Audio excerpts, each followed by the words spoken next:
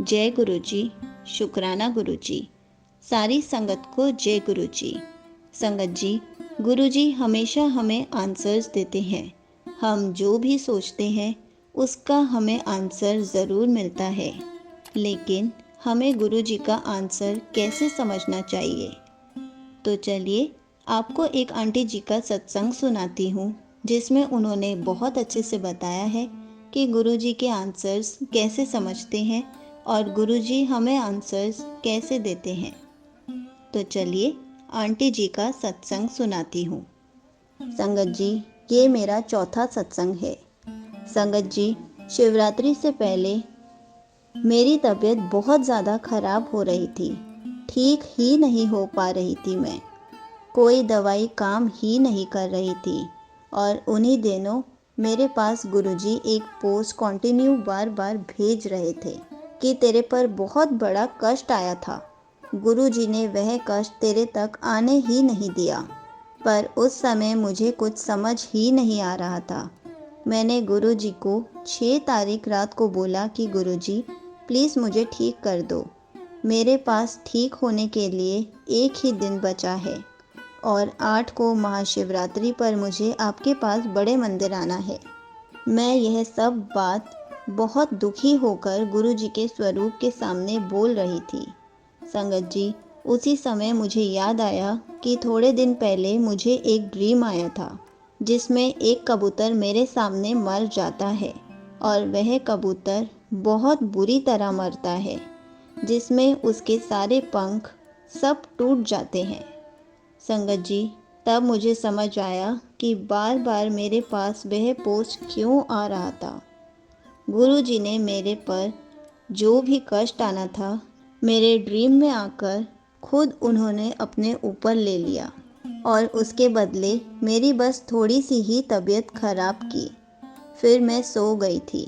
उसी रात मुझे ड्रीम आया और मेरे ड्रीम में गुरु जी का बड़ा सा फ्रेम था, वह गिर गया। यह ड्रीम जब मैंने सुबह अपनी मम्मी को बताया तो मेरी बहन ने बोला कि अगर ड्रीम में ऐसा होता है तो इसका मतलब होता है कि गुरु जी ने आपके सारे कष्ट ख़त्म कर दिए हैं और अपने ऊपर ले लिए हैं। संगत जी, मैं उस दिन बिल्कुल ठीक हो गई थी और नेक्स्ट डे शिवरात्रि के दिन बड़े मंदिर भी गई। संगत जी, अगर आप गुरु जी के स्वरूप से भी बातें करोगे तो आपको आंसर्स ज़रूर मिलते हैं। इसी से रिलेटेड मैं आपको एक और सत्संग सुनाती हूँ।